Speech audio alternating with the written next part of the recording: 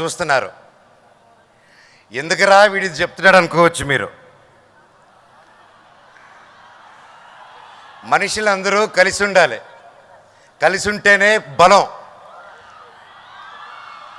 ఇప్పుడు మనకు చీమల కథ తెలుసు.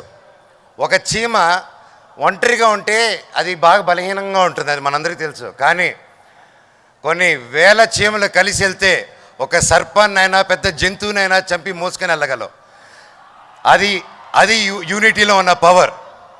అలాగే గడ్డి పరక కథని తీసి పారేస్తే గడ్డి పరక చుట్టి వేస్తే ఏనుగునైనా కట్టేయచ్చు. బ్రదర్స్ అండ్ సిస్టర్స్, ఇవన్నీ మనకి చిన్నప్పటి నుంచి తెలిసిన పాఠాలే, మీ అందరికీ తెలుసు. మళ్ళీ ఎందుకు చెప్తున్నానంటే మీరందరూ కలిసి ఉండాలి. ఈ కథలన్నీ నిజం, వాటి నుంచి మనం మంచి చూసుకొని నేర్చుకోవాలని. కానీ ఈ మధ్య ప్రేమ కనిపించట్లేదు. Love is vanish.